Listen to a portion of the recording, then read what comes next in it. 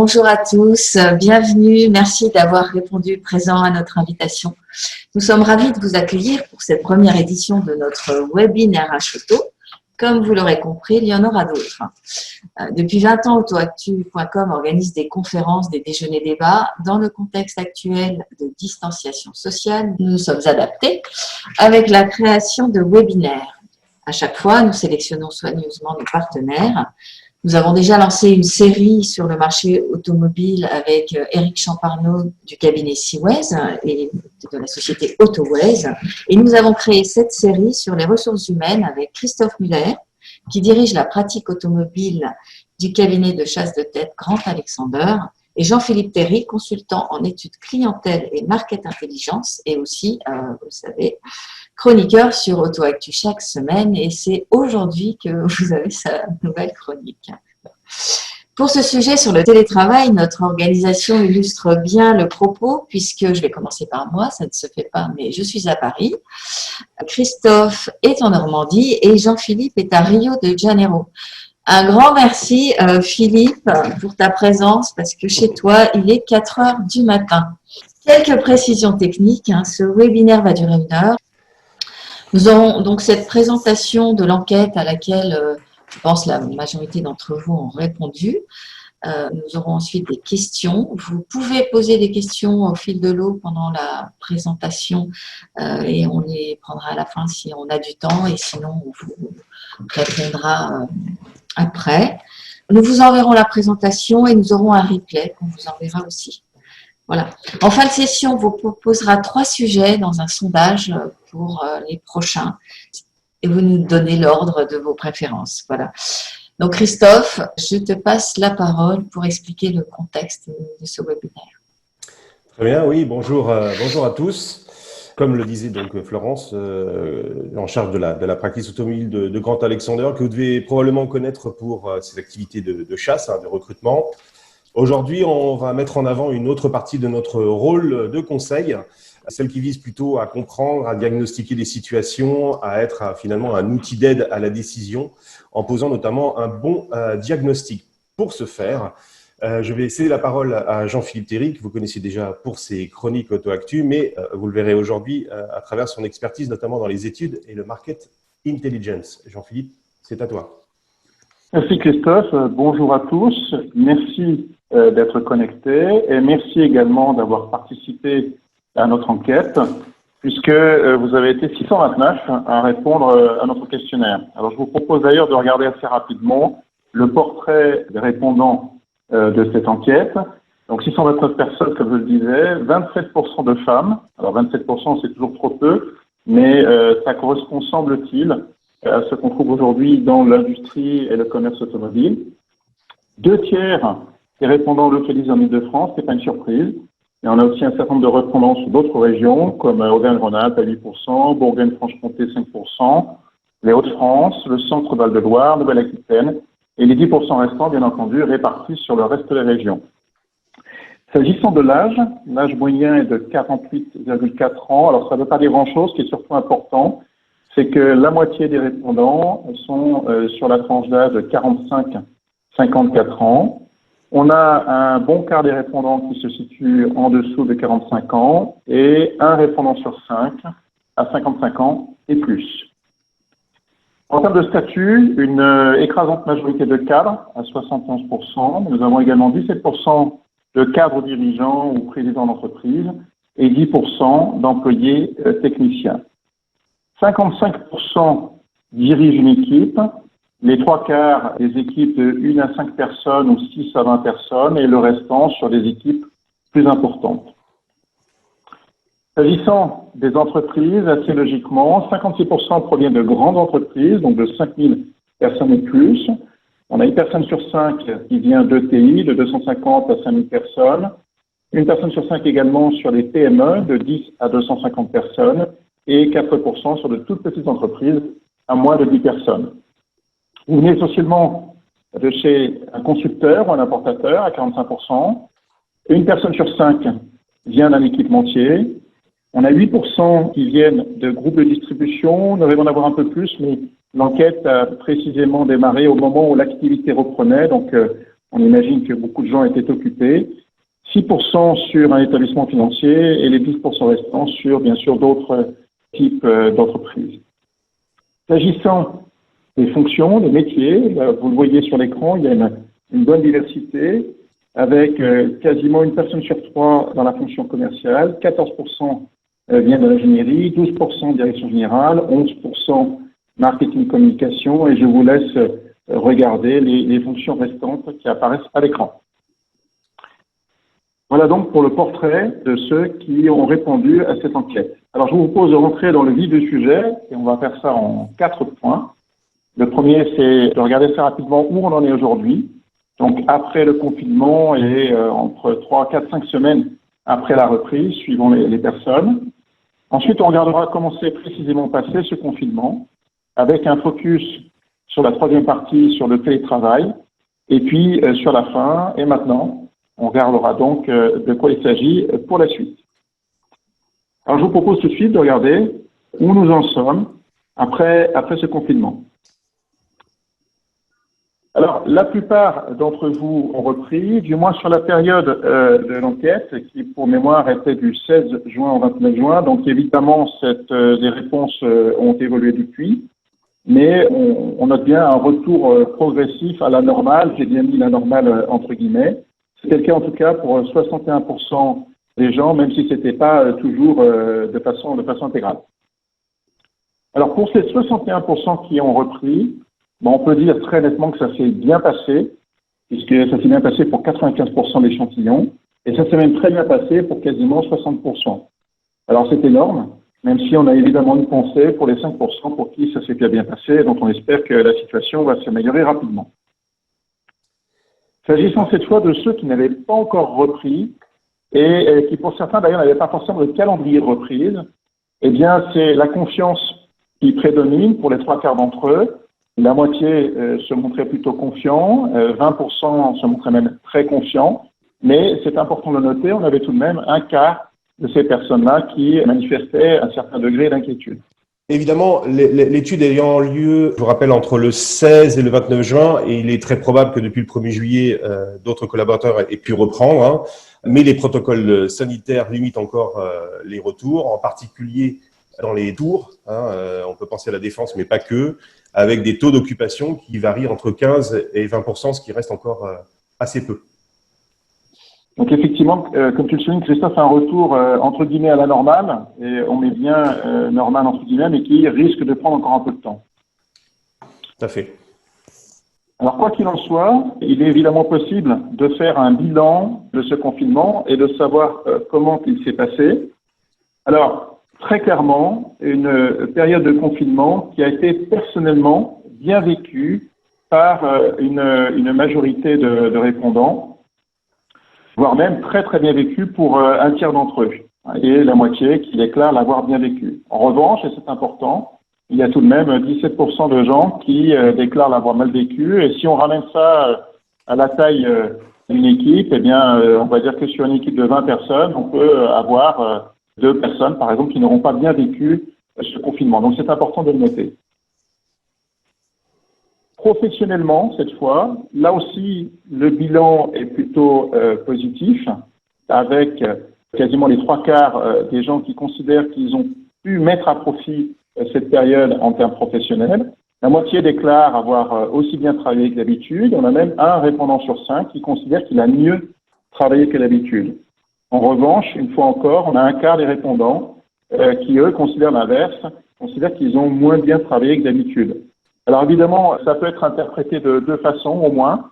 La première, c'est que l'efficacité n'a pas été la même personnellement, peut-être précisément parce qu'on n'apprécie pas forcément ce type de travail ou ce type de méthode, mais ça peut être aussi une question de contexte.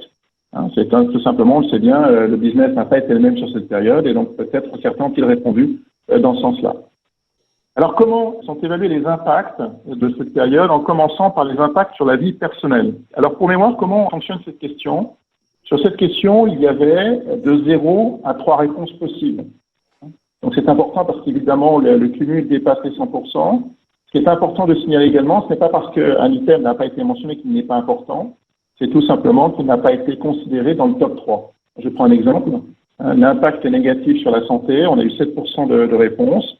Ça ne veut pas dire qu'il n'y ait pas eu d'impact sur la santé des autres répondants, mais simplement ils n'ont pas considéré que cet impact faisait partie des mentions les plus importantes.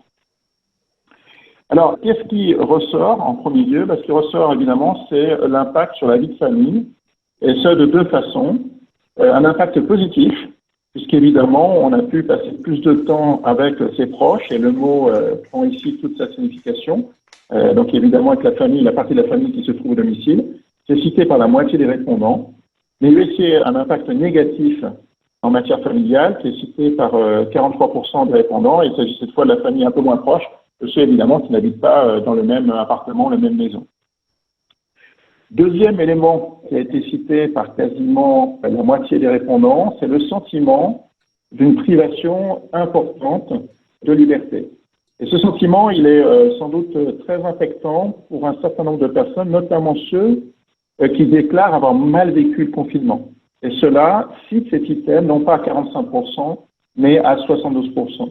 Donc on peut considérer que c'est un critère explicatif, ce sentiment de privation de liberté. Il est important de noter également que c'est un sentiment qui est très sensible à l'âge, puisque s'agissant des moins de 40 ans, il n'a été cité que par un tiers des répondants. À l'inverse, s'agissant des 50 ans et plus, il a été cité par 60% des répondants. Cette privation de liberté peut prendre un certain nombre de formes. On en voit une ici, qui est citée par un tiers de répondants. C'est la question de la pratique sportive, avec soit une réduction, soit l'impossibilité de s'adonner à une pratique sportive. C'est assez important, puisqu'une fois encore, c'est cité par un tiers des répondants.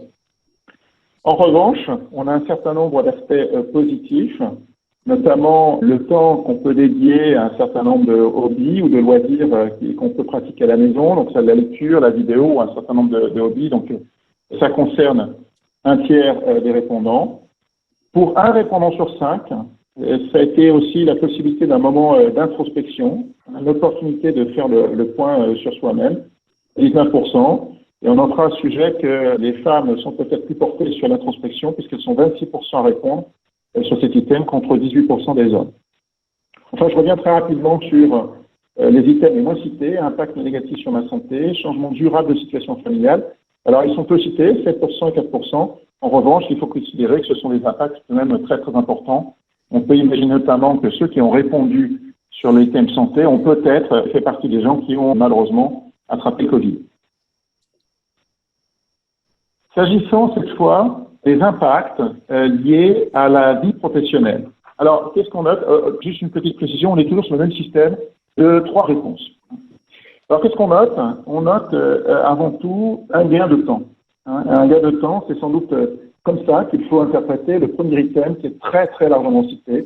Alors, ça ne sera pas une surprise, mais c'est une confirmation. 69% des gens mentionnent l'absence de trajet domicile-travail. Donc, évidemment, c'est très important. Ça se traduit une fois encore par un gain de temps. Le deuxième item, qui est d'ailleurs corrélé, exprime également cette question du gain de temps, puisque pour 40% des gens, ça traduit par la possibilité de s'organiser plus librement. Chose intéressante, ces 40% qui citent donc cette possibilité de s'organiser plus librement sont 81% à répondre sur l'item lié au transport. Cette disponibilité en temps supplémentaire, elle peut aussi se traduire par des heures de travail supplémentaires, et ça concerne quasiment une personne sur 3. Donc, gain de temps.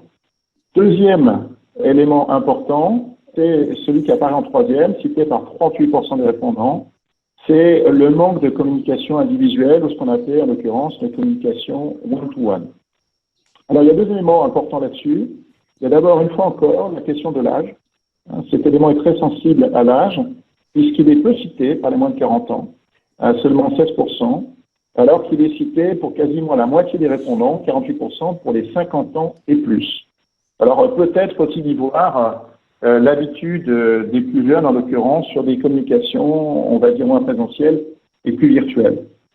Autre élément qui semble assez logique, cette absence de communication one-to-one est plus fortement ressentie par ceux qui travaillent dans une grande entreprise ou une ETI, 42% répondent, contre 22% pour ceux qui travaillent donc dans de petites entreprises ou PME.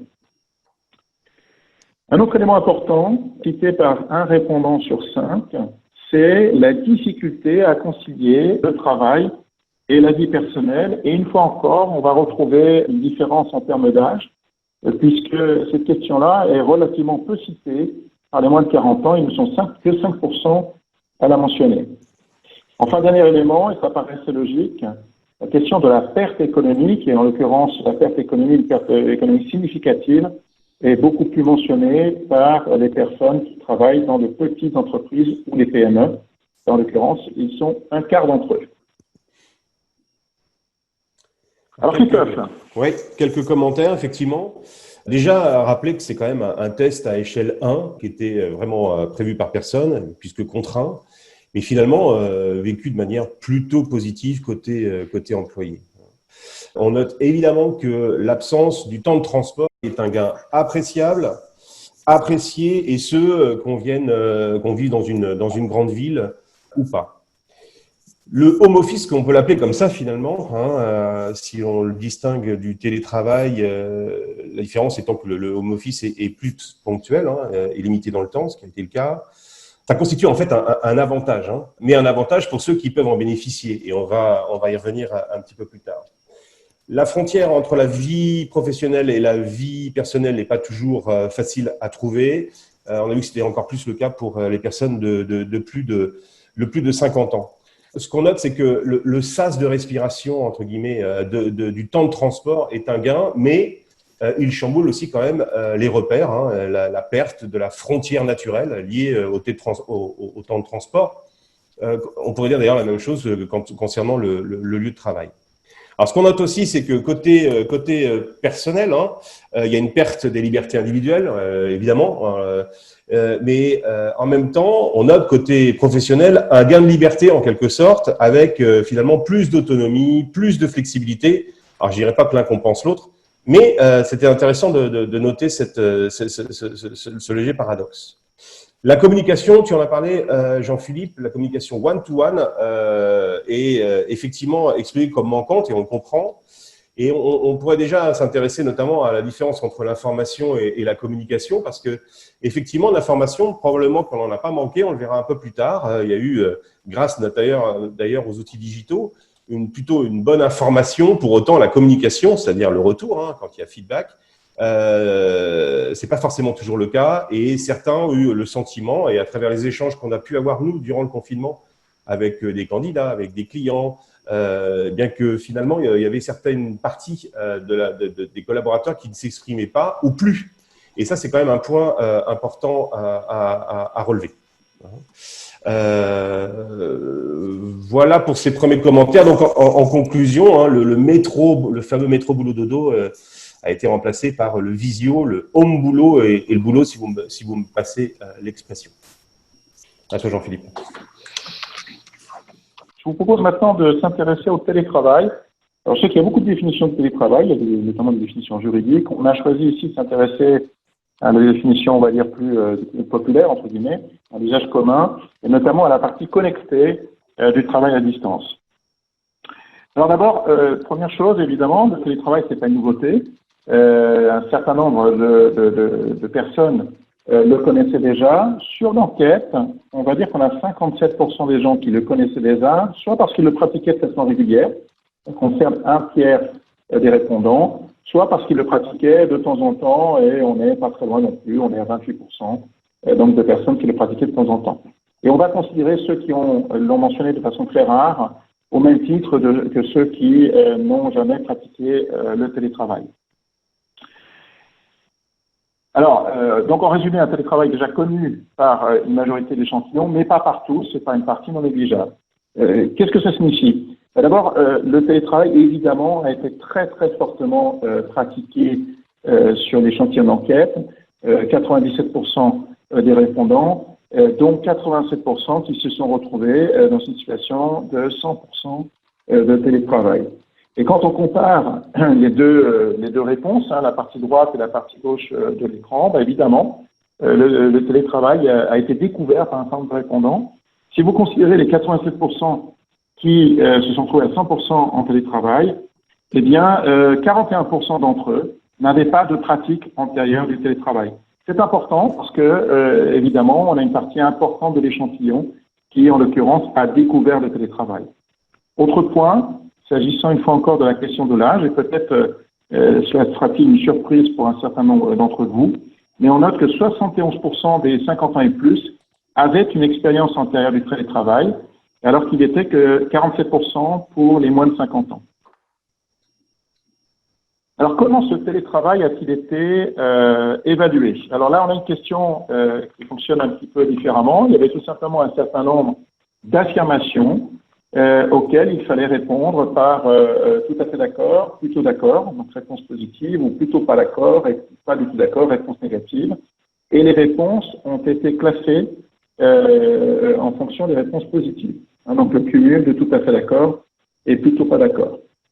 Alors, qu'est-ce qu'on peut en dire? D'abord qu'il y a une vision globalement positive du télétravail, puisque le premier item, qui était « j'ai trouvé plus d'avantages que d'inconvénients » est une espèce d'item synthétique de la perception du télétravail, et c'est celui qui se retrouve en premier. Donc, en l'occurrence, on a 2/3 de répondants qui ont une vision positive du télétravail, ce qui nous laisse malgré tout 1/3 pour qui ce n'est pas le cas, et c'est important.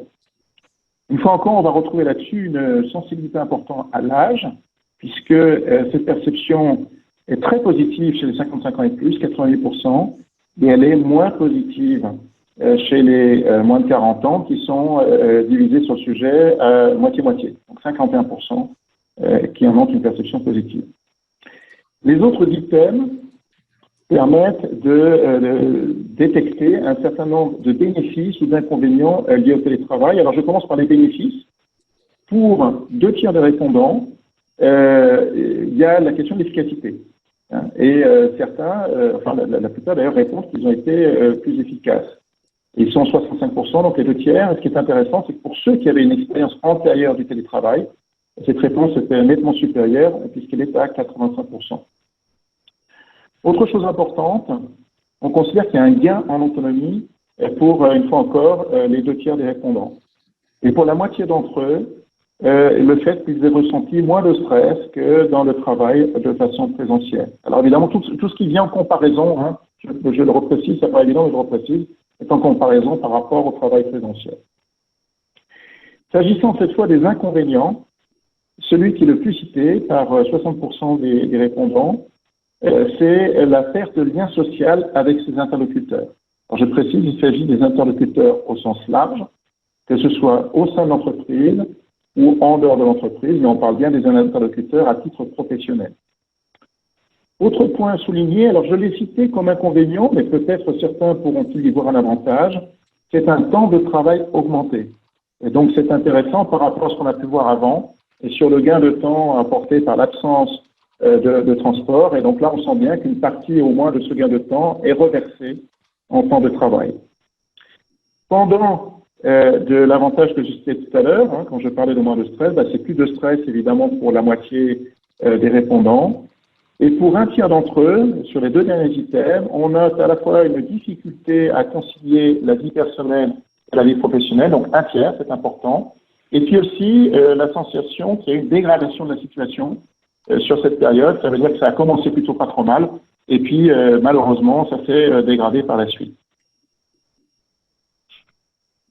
S'agissant spécifiquement des réunions, on a voulu évaluer ces réunions sur la base de 4 critères. Alors, je mets tout de suite un petit peu à part la question de la fréquence, puisque cette fréquence, évidemment, a été affectée par une situation de 100% de télétravail. Et on imagine que dans un schéma de télétravail, on va dire normal, en dehors de l'épidémie, ce serait un peu différent.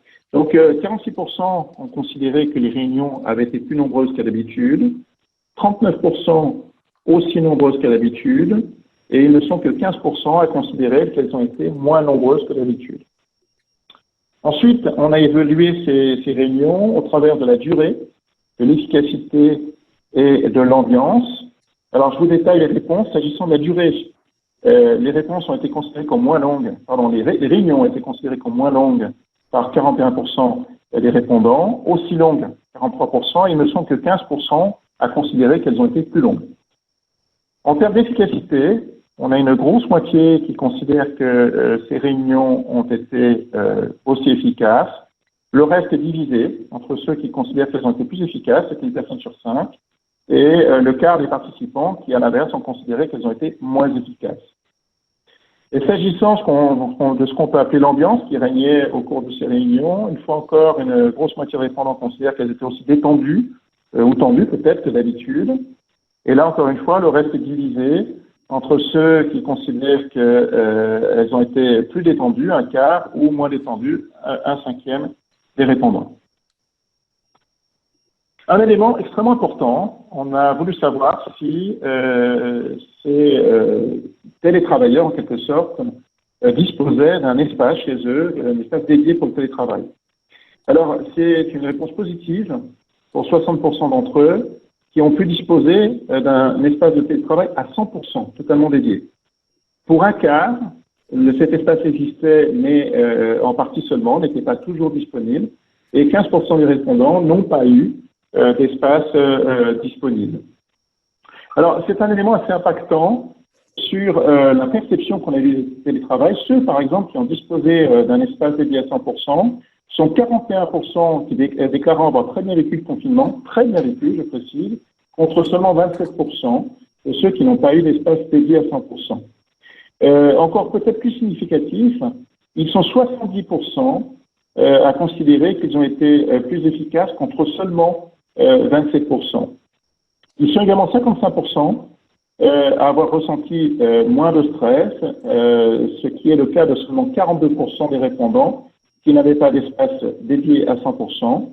Et enfin, ils sont également 51%, la moitié d'entre eux, considérant qu'ils concilient plus facilement la vie personnelle et la vie professionnelle, ce qui n'est le cas que de 28% de ceux qui n'avaient pas d'espace dédié à 100%. Donc on voit que cette question de l'espace dédié à 100% impacte très très fortement la perception qu'on peut avoir du télétravail.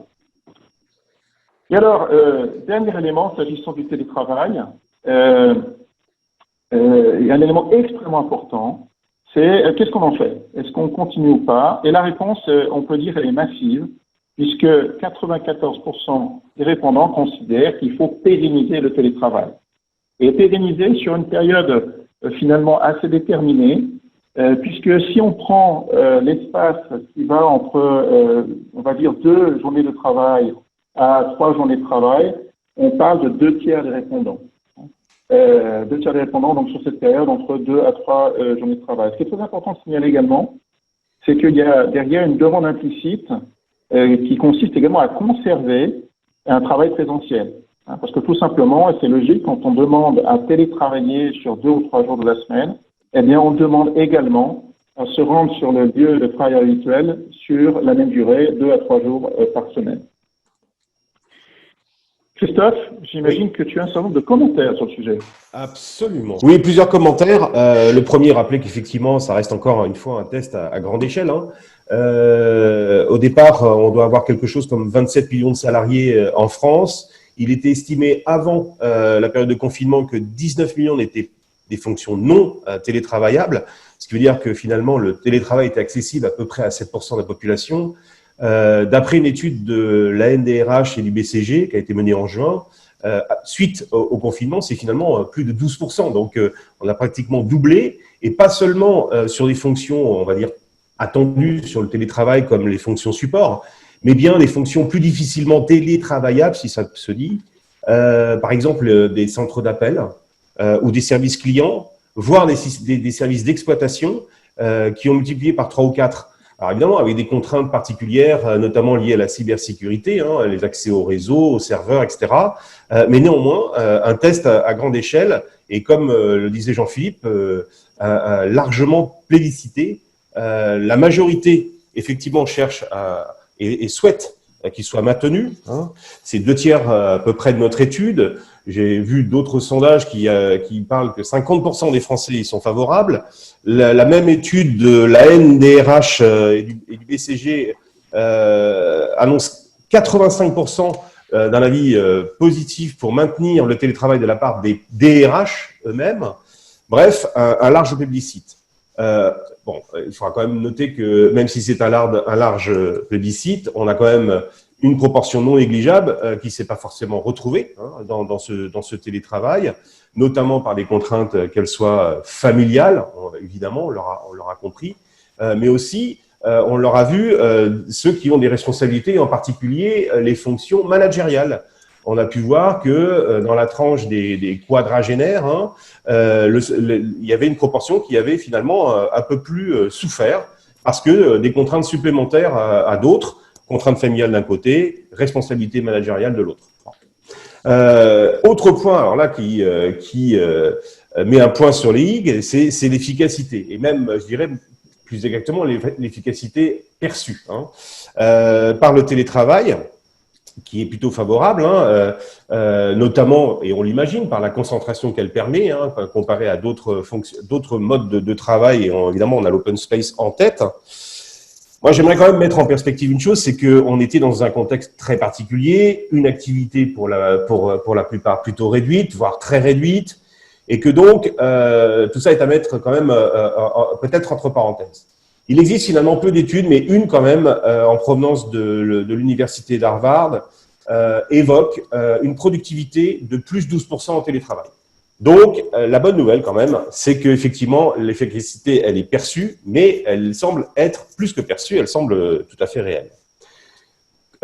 Autre point, les réunions. On a vu les formats, la longueur. On s'aperçoit en fait que les réunions présentielles ou virtuelles sont perçues finalement comme pratiquement équivalentes.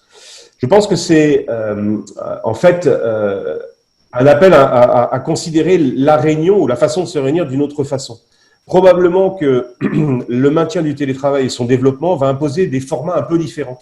Tout à l'heure, on faisait écho de l'information versus la communication. Eh ben, c'est bien le sujet. C'est-à-dire que tout ce qui va être plutôt informatif, le virtuel, est pratiquement fait pour ça, on va dire. Ça permet de s'adresser à tout le monde en une seule fois, de la même façon. Très bien. En revanche, tout ce qui est lié à un travail participatif, collaboratif, travail en équipe, bah, évidemment, rien ne remplacera le présentiel. Donc, ça veut dire que, et là, on défleure un peu le sujet qui va arriver sur la façon dont on doit considérer, gérer et réengager, comme c'est le sujet du webinaire, y compris à travers la réunion, ou la façon de faire des réunions. Alors, est-ce que tout est télétravaillable ? Eh ben oui et non en fait. On parle de fonctions télérobustes, d'autres de téléfragiles. Alors ce qui est robuste entre guillemets pour le télétravail, c'est finalement tout ce qui va être tâche individuelle et on comprend très bien par la concentration qu'elle permet, mais aussi la gestion des projets plutôt existants, à différencier des autres bien sûr, et là où finalement le lien social existe déjà, et donc par opposition tout le contraire. Ça veut dire que ce qui est plus téléfragile, entre guillemets, ce sont bien évidemment les tâches collectives, on l'a dit, les activités nouvelles aussi, les évolutions d'organisation et quand il faut intégrer donc des nouveaux collaborateurs en particulier. On notera, et pour terminer sur le sujet, j'ai oublié de mentionner un point, c'est que les réunions virtuelles permettent, et ça a été plusieurs fois constaté dans les discussions qu'on a eues, une meilleure écoute qu'en présentiel. Je mets 3 petits points derrière. Alors, finalement, tout ce que l'on peut dire entre les avantages et les inconvénients, c'est que le télétravail suscite encore beaucoup de questions. À la crise sanitaire, à la crise économique, s'ajoute en fait la crise de la façon dont on travaille, fort de cette expérience. Et il est probablement temps de tendre le micro aux collaborateurs pour voir comment, effectivement, le mettre en place de la meilleure des façons. On verra ça un peu plus tard. Dernier point pour terminer sur ce télétravail. Effectivement, la majorité le plébiscite. Alors, pas à 100%, on l'aura compris. Et que finalement, dans notre enquête, deux tiers répondent entre 2 et 3 jours. À nouveau, je citerai les résultats de l'enquête de l'ANDRH qui retient, et là c'est un panel de 400 DRH qui retient 2 jours. Évidemment, tout ceci ne tient pas forcément compte des contraintes de l'entreprise et de sa réalité au quotidien. Voilà pour ce qui est de mes commentaires sur cette partie du télétravail. Oui, Christophe. Alors Oui. Alors, Oui, j'ai un petit blocage d'écran, voilà, c'est revenu. Oui, tu parlais à l'instant de tendre le micro, Christophe, donc c'est ce qu'on a fait évidemment, ou du moins a-t-on entendu le clavier au travers de cette enquête. Et sur ces dernières parties, eh bien, on a voulu précisément savoir ce qui allait se passer maintenant avec tout ça. Et donc, notamment, s'agissant du réengagement des collaborateurs. Alors, sur le sujet, l'avis est partagé, et peut-être retrouve-t-on ici un débat qu'on a beaucoup entendu sur cette période, entre ceux qui considéraient qu'à un moment ou à un autre, la vie allait reprendre son cours normalement, et ceux qui considéraient qu'on serait plutôt dans ce qu'on a pu appeler le monde d'après, la nouvelle normalité, ou un certain nombre d'expressions du genre. Alors, je vous le disais, ils sont partagés à moitié-moitié. Pour la moitié des répondants, le réengagement n'est pas une nécessité. Ils considèrent qu'une fois que tout se remet en place, eh bien, la vie reprendra son cours normal. Et même pour une petite portion des répondants, ça serait encore mieux qu'avant. Les gens vont reprendre avec une énergie redoublée. Pardon.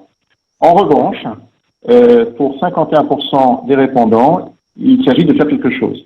Pour un tiers d'entre eux, il est important de réengager les collaborateurs, et pour une personne sur 5, il est même indispensable de réengager les collaborateurs.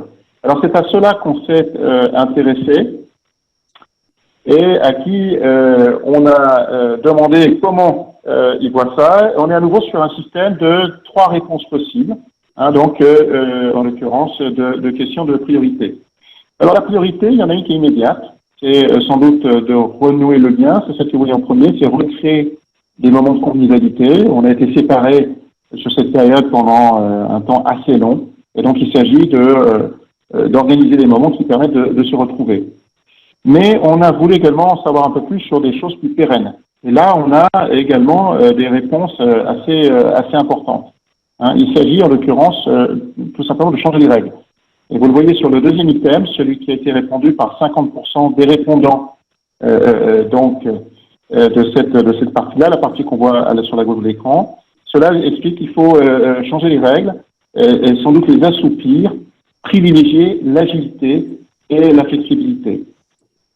Pour un tiers des répondants, il est également question de plus d'autonomie, de favoriser l'initiative et une demande de communication interpersonnelle. Mettre en place une culture d'écoute mutuelle. Comme tu disais tout à l'heure, Christophe, il y a sans doute beaucoup d'informations sur cette période et peut-être y a-t-il eu un manque de communication qu'on retrouve ici exprimé sous forme de demande. Ce qu'on note également, c'est que ce qu'on peut considérer comme des recettes plus traditionnelles, eh bien justement ne sont pas forcément recettes. C'est le cas du team building, qui n'est cité que par 25% des répondants, et c'est le cas de la boîte à idées ou du système de suggestion qui, lui, n'est cité que par 5% des répondants.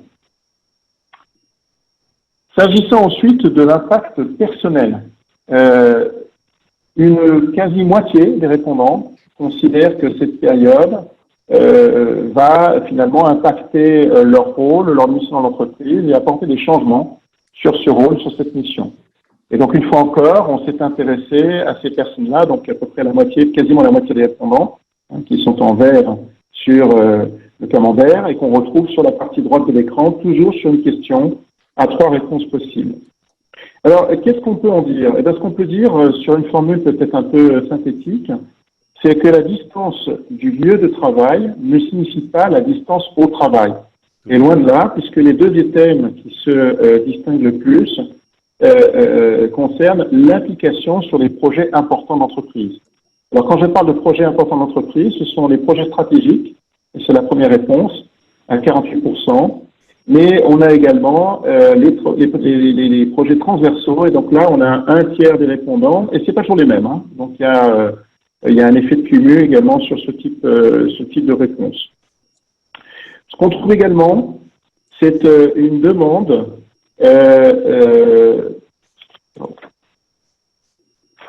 pour moi, je tourne la page. Ce qu'on trouve également, c'est une demande qu'on a trouvé déjà exprimée par ailleurs en collectif, mais cette fois en plan individuel, sur plus d'autonomie et une prise de responsabilité accrue. Et là, on a 2 items qui sont cités par un tiers des répondants.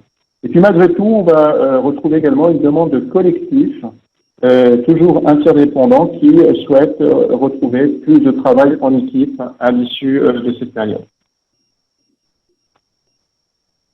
On retrouve cette fois l'intégralité de nos répondants, toujours sur une question à 3 réponses possibles, et il s'agit cette fois des demandes qui ont pu être adressées aux équipes managériales. Et on va trouver en gros 2 types de demandes. Des demandes qui ont trait au contact humain et des demandes qui ont trait à l'information et à la communication. Alors, s'agissant de retrouver le contact humain, vous le voyez sur le premier item, donc en haut du graphe, un tiers des répondants souhaitent plus de reconnaissance de la part des équipes managériales. On va trouver également un petit peu plus bas plus de bienveillance, c'est le cas de 22% des répondants, plus une plus grande proximité pour 14% d'entre eux, mais sans accroissement du contrôle hiérarchique, donc moins de contrôle hiérarchique pour 15% d'entre eux. On parle également d'information et de communication. Alors, il y a effectivement 2 items qui sont liés à l'information, avec une demande de plus de transparence et d'une information plus fréquente. Ce sont 2 éléments intéressants parce que, comme je le disais tout à l'heure, sur cette période un peu particulière, on a eu sans doute dans un certain nombre d'entreprises beaucoup d'informations. En tout cas, l'outil permet à la direction générale, par exemple, de s'adresser très directement à chacun des collaborateurs et peut-être attendre une question de compétition, entre guillemets, entre l'entreprise elle-même et les équipes managériales. Et puis, on a une demande également, peut-être de plus de communication cette fois, donc une communication interactive avec une demande de plus de feedback pour 19% des répondants. 29, hein. Pardon? Tu as dit 19, mais plus de feedback. Oui, absolument. C'est 29. 29, pardon, autant pour moi. Oui, c'est 29%, autant pour moi, donc un tiers des répondants. Merci beaucoup, Florence. Dernier item, concernant cette fois les compétences liées au télétravail. Encore une fois, un système de réponse à une question à 3 réponses possibles. Et les réponses majoritaires sont très directement liées précisément au télétravail, au travail connecté, avec, on va dire, un élément humain et un élément plus technique. Cet élément humain, c'est donc le management à distance, qui a été cité par quasiment la moitié des répondants. Peut-être faut-il y voir ici l'expression d'un certain manque par rapport à la période qui vient de s'écouler, où on s'est retrouvé finalement de façon un peu brutale en télétravail à 100% pour, on disait tout à l'heure, 87% des répondants, et sans préparation. Et donc peut-être souhaitons maintenant obtenir cette préparation. Chose intéressante, cet élément, donc le management à distance, a été beaucoup plus cité par les managers que par les managers. En l'occurrence, il a été cité par 58% de ceux qui ont la responsabilité d'une équipe, contre seulement 32% de ceux qui n'en ont pas. Deuxième élément, la compétence technique, l'utilisation des outils digitaux. Évidemment, on a envie de bien maîtriser ces outils pour mieux travailler à distance, donc 43% des répondants. Et puis, on a un certain nombre d'autres éléments, ceux qui notamment ont été cités par un quart des répondants, s'agissant des soft skills, du savoir-être. Donc, on retrouve cet élément humain, cette question de l'humain même au travers d'un écran. Et la question de la gestion du temps, qui a été citée par quasiment un tiers des répondants. On disait tout à l'heure, il y a une question de frontière qui n'existe plus, ou pour le moins plus difficile à établir entre la vie personnelle et la vie professionnelle. Et c'est peut-être une demande en rapport qu'on retrouve ici au travers de cet item. Donc la gestion du temps, une fois encore citée par un tiers des répondants. Et j'imagine, Christophe, que tu as un certain nombre de commentaires sur le sujet. Oui, un certain nombre de commentaires, en effet. Alors, d'abord, on parle de réengagement. Moi, je me mettrais dans la perspective de l'entreprise dans un premier temps. En fait, pas mal de perspectives nouvelles, notamment sur les modes collaboratifs. Ce qui est certain, c'est que le télétravail, tout le monde s'opine à le dire, n'est plus source d'une baisse de productivité. Ça, c'est le premier bon point. Le deuxième, comme tu l'as dit, il n'éloigne pas les collaborateurs, bien le contraire, il les implique finalement davantage. Et par ailleurs, il représente finalement un avantage ou davantage d'économie par l'espace gagné et une coût de mise en œuvre qui finalement est assez réduit. Donc pour toutes ces raisons, il peut être engagé déjà du côté de l'entreprise. Bon. Maintenant, on va se remettre de l'autre côté. Il y a un avis effectivement un peu mitigé sur la façon de réengager. Une moitié aimerait retrouver la situation identique à celle d'avant. C'est assez cohérent. C'est ce qu'on a eu la même chose en 2008. Mais on a quand même, et c'est pas neutre, ça pèse quand même beaucoup, 50% qui, fort de l'expérience vécue, expriment de nouveaux besoins. Tu l'as dit, de plus d'autonomie, plus d'initiative, plus d'écoute, plus de flexibilité, plus d'agilité. Finalement, donner pas mal ou davantage de sens à son travail. Alors, si on focalise un peu plus maintenant à court terme, eh bien, effectivement, la nécessité de mettre en place par les managers ou par l'entreprise un sas de reprise est important, notamment pour retrouver des moments de convivialité perdus avec ses collègues. Troisième point, si on regarde effectivement sur ce que les sondés aimeraient voir évoluer ou leurs attentes, et ça c'est aussi intéressant à noter, plus d'implication, on l'a dit, plus d'autonomie, plus d'initiative, plus de travail en équipe. Tout ça milite finalement vers plus de responsabilisation et c'est pas neutre parce que ça signifie probablement quelques changements à venir. De la même façon, un message aux managers est envoyé en demandant plus de reconnaissance, plus de transparence, plus de feedback. Et là encore, un mode de management et une relation au management différent, plus individualisé. Ce qui est certain, c'est que finalement, si le télétravail est engagé, mettons 2 jours par semaine, on se verra moins. Mais l'expression, finalement, c'est de se voir mieux. Se voir moins, mais se voir mieux.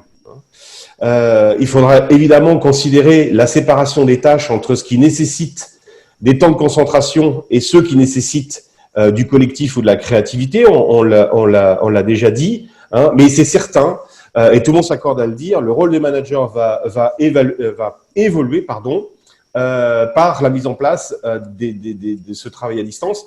C'est-à-dire qu'en fait, on n'en enlève pas, on va même en rajouter.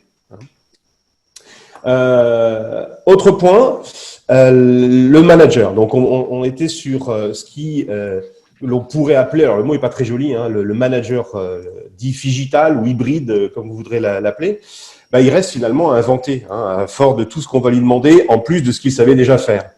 Bon, ce qui semble à peu près clair, c'est que le micromanagement est quand même remis en cause. La courroie même de transmission du middle manager, comme on a l'habitude de l'appeler, va évoluer.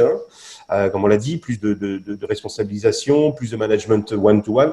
En fait, on va vers du pilotage par les livrables, ce qui change quand même un peu la donne. Mais peut dernier, effectivement, donner ou redonner du sens et de la perspective pour les collaborateurs. Je repasse la main, Jean-Philippe. Alors, très rapidement, je vous ai asséné un certain nombre de chiffres, et veuillez m'en excuser, mais que peut-on retenir de cette étude? Alors, 3 choses. La première, c'est, d'abord, ça s'est quand même globalement bien passé. Donc, c'est un constat. Pour 83% des gens, il y a plus d'avantages que d'inconvénients au télétravail. 75% d'entre eux ont aussi bien, voire mieux travaillé en télétravail qu'en présentiel. Donc c'est important. En revanche, ça laisse quand même une proportion qui n'est pas négligeable de gens pour qui cette expérience n'a pas été bonne. Et on parle de management, et donc dans une équipe de 10 ou 20 personnes, forcément, on va retrouver ces gens-là. Deuxième élément important, il y a très clairement une demande. Cette demande, c'est celle de prolonger le télétravail. 94% des répondants, c'est absolument énorme. Et cette demande de prolongement, elle porte sur une durée de 2 à 3 jours, suivant les répondants, mais on est sur 2 tiers des répondants qui demandent 2 à 3 jours. Une fois encore, on a là aussi une demande implicite de garder le lien, de garder l'espace de travail et les rencontres sur un espace de travail physique. Donc un mélange, finalement, entre le télétravail et ce qu'on peut appeler le travail traditionnel. Dernier élément, il y a une vision de l'avenir proche. On a vu, les répondants sont partagés, moitié-moitié, entre, en gros, on va reprendre une vie normale et tout ceci va avoir un impact. Alors pour la moitié d'entre eux, il faut réengager. les collaborateurs. Et réengager, on l'a vu, c'est renouer le lien, mais c'est aussi mettre en place des choses plus pérennes avec des règles plus souples, des règles d'autonomie et de prise de responsabilité. Et puis, une fois encore, la moitié d'entre eux considèrent que leur rôle dans l'entreprise va être impacté et on retrouve ces notions d'autonomie, de responsabilité et également d'implication accrue dans les projets de l'entreprise. Très bien. Eh ben, merci Jean-Philippe pour cette présentation extrêmement claire et bien menée. Moi, on n'a pas de questions écrites, donc on peut encore en avoir, mais avant de finir cette séance, moi, j'aurais 3 questions. Christophe, déjà, est-ce qu'il y a une égalité des salariés devant le télétravail? Puisque il y a des fonctions qui le sont plus ou moins, mais il y a aussi des champs qui le vivent plus ou moins bien. Donc, est-ce que… Force est de constater qu'effectivement, non, et c'est un point important à considérer parce que déjà, on l'a vu, tout le monde n'est pas éligible au télétravail. Un des risques identifiés, c'est que sa mise en place peut recréer le phénomène des cols blancs d'un côté et des cols bleus de l'autre. Donc, effectivement, c'est un vrai sujet. Notamment en termes d'équité au sein de l'entreprise. Et puis, on a vu aussi que pour ceux qui étaient finalement éligibles, techniquement, il est évidemment, les cas sont différents, selon qu'on a un espace dédié ou pas, selon que, tout bêtement, on a de l'Internet de bonne qualité ou pas, un réseau suffisant. Y compris, on peut aller même plus loin sur la qualité des mobiliers, est-ce qu'on est bien assis, parce que quand on passe ces journées, et on l'a tous testé, on n'était pas forcément avec le même mobilier qu'au bureau. Bref, donc tout ça effectivement fait que non, tout le monde n'est pas en position d'égalité face au télétravail. Et la question qui se pose finalement derrière, c'est que s'il s'impose, probablement qu'il ne faudrait pas l'imposer, et que la base du volontariat est à retenir. Et se posera d'ailleurs, à chaque fois qu'on avance sur ce sujet, on amène d'autres questions, parce que si effectivement certains y ont accès, est-ce que ceux qui n'en bénéficient pas devront être aidés ou compensés? Quelles règles de présence sont à envisager pour pas finalement perturber l'activité? Voilà, donc voilà, ça amène quand même encore beaucoup de questions, et pour y répondre et pour que ça soit perçu comme plus égalitaire, il va falloir échanger et comme on l'a déjà dit, tendre le micro aux collaborateurs qui manqueront pas d'exprimer leurs souhaits, leurs besoins, et je pense que c'est un bon exercice dont l'entreprise va profiter maintenant. Ouais, une question qui est un peu similaire, c'est est-ce que la demande de télétravail côté des salariés est la même que celle côté des entreprises? Oui, évidemment, la question. On peut concilier les intérêts des deux parties. Au départ, on aurait envie de dire que non, parce que finalement, si, pour prendre une image, l'open space est une décision de l'entreprise, le télétravail est plutôt une volonté des collaborateurs. Néanmoins, avec ce qu'on a dit précédemment sur le fait que finalement on perdait pas en productivité, que c'était pas un coût non plus important de mise en place, toute chose égale par ailleurs, et que ça peut générer par ailleurs aussi des économies, que l'éloignement ne signifie pas moins d'implication. Pour toutes ces raisons, on a envie de dire que c'est conciliable. En revanche, si on regarde les vraies raisons qui feraient le lien entre les intérêts de l'entreprise et celui des collaborateurs, finalement, c'est le bien-être au travail. Ça a été noté notamment dans l'étude que j'ai déjà mentionnée de la NDRH et BCG. Le bien-être au travail, c'est quand même ce qui réunit tout le monde sur le sujet. Et seulement ensuite viennent les considérations plus économiques, économie de surface, coût limité de mise en place, etc. etc. Donc, on parle bien de bien-être au travail, c'est le sujet. Ok. On a une question. Est-ce que tu peux donner des éléments sur la définition légale du télétravail et les différences majeures avec le travail sur site? Très bien. Alors moi, j'utiliserai déjà un joker parce que je ne suis pas juriste, mais c'est vrai et c'est un sujet qui est important à souligner. Il y a des considérations importantes. Par exemple, la notion même de télétravail est différente de celle du home office. De la même façon que le travail à distance correspond à d'autres articles, et je ne suis pas spécialiste. Donc, effectivement, tout ça est tout à fait encadré. Ce qu'il faudra retenir simplement, c'est que le home office, c'est la version, on va dire, la plus simple et moins contraignante. C'est finalement déplacer le lieu de travail à domicile. c'est plutôt ponctuel. Le télétravail est plus normé, notamment quand est-ce qu'il s'applique, quelles sont les règles. Je sais que quand le télétravail est mis en place et qu'on discute avec nos clients, ils nous parlent qu'effectivement le cadre est défini, où, comment, quel débit, quelle sécurité, des accès, etc., etc. Mais j'irai pas plus loin sur ce sujet parce qu'encore une fois, je ne suis pas un spécialiste. Mais effectivement, le cadre juridique et même le cadre juridique de la mise en place est important à considérer et probablement devra évoluer lui aussi. Parce qu'effectivement, on va vers plus de rapidité avec ce type de mode de travail et probablement que la partie juridique n'aide pas forcément sur tous les sujets. Ok. Alors, en revanche, tu es spécialiste sur le recrutement des managers. Et donc, Oui. Le télétravail va changer l'exigence de compétences qu'on va avoir sur les managers.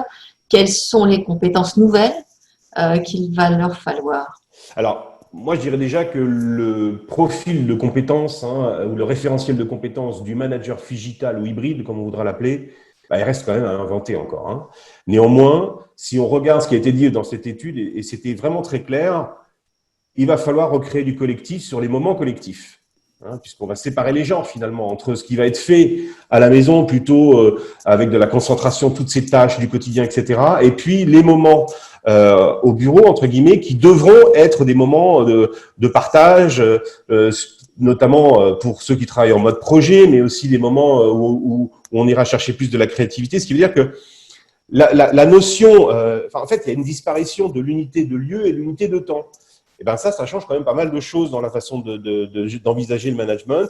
Donc, je dirais 2 points pour résumer.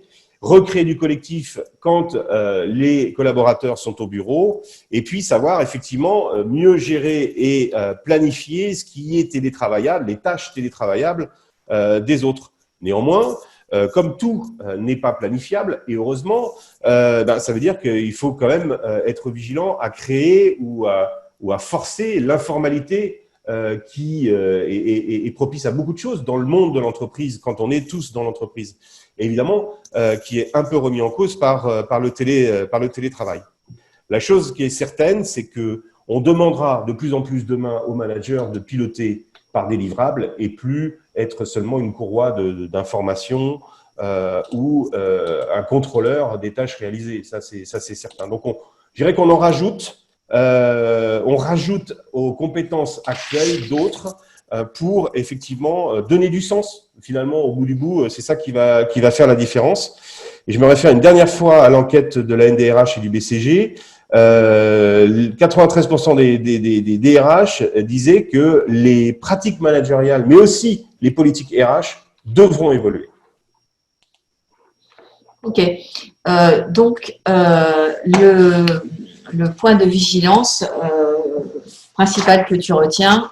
Alors, les points de vigilance, l'équité, on l'a vu, tout le monde n'est pas, on n'est pas tous égaux devant le télétravail, donc l'équité va être un sujet. La cohésion, parce qu'effectivement, quand on coupe un peu ses effectifs en ayant une partie en présentiel et l'autre en virtuel, forcément, l'item de la cohésion devient majeur. Puis moi, je dirais qu'il va falloir préparer les managers, les former, les coacher pour pouvoir effectivement gérer ces 2 modes de travail très différents, les organiser. On l'a déjà dit, mais je répète, parce que c'est vraiment ce qui va être important à retenir, le pilotage par des livrables. Ça change quand même pas mal l'organisation de l'entreprise, parce que l'entreprise reste quand même encore un lieu social par nature et doit le rester. Comme on disait, toute cette partie informelle doit être cultivée, voire renforcée. Et comme on le disait aussi au préalable, on va probablement moins se voir, charge au manager de faire en sorte qu'on se voit mieux. Ok. On arrive au terme de ce premier webinaire. Je viens de lancer le sondage avec les 3 sujets qu'on vous propose. Je ne sais pas si vous le voyez. Donc, Oui, c'est bon, je pense. pour le prochain, on vous propose 3 sujets. Comment aligner les compétences et la stratégie? La transformation organisationnelle, comment réadapter les compétences aux enjeux de demain et comment relancer les modes de travail collectifs avec la généralisation du télétravail. Donc voilà, merci à ceux qui participent en ce moment à ce sondage qui nous permettra de choisir notre prochain sujet. Donc, je laisse encore 20 secondes.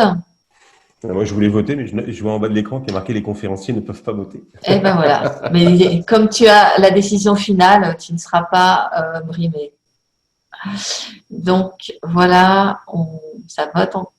On a toujours des votes. Donc, je garde encore à l'écran. Donc, nous avons la transformation organisationnelle, comment réadapter les compétences aux enjeux de demain, qui est en tête des choix. Voilà, donc je mets fin au sondage. Et donc, voilà, si vous en êtes d'accord, Christophe et Jean-Philippe, on fera la transformation organisationnelle pour le prochain. Avec grand plaisir. Et si on a autant de participants qu'à cette première enquête, on sera très satisfait parce que plus de 600 personnes, c'est très significatif d'une filière. Et on est très content que cette filière ait pu s'exprimer de tout genre, de toute taille. On n'était pas sûr que ça puisse marcher et ça a fonctionné. Donc, merci à tous. C'est très riche pour nous et on est content de le partager avec vous. Voilà. Eh ben, merci Christophe, merci Jean-Philippe, merci à tous nos participants. Et donc, nous vous donnons rendez-vous au mois d'octobre. On a choisi une date. Le 29 octobre, on a choisi. C'est ça, 29 octobre, pour se revoir en webinaire. Bonne journée à tous et merci de votre participation. Un grand merci à tous. Merci Jean-Philippe de Rio. Au revoir. Au revoir. Bonne journée à tous. Au revoir. Au revoir.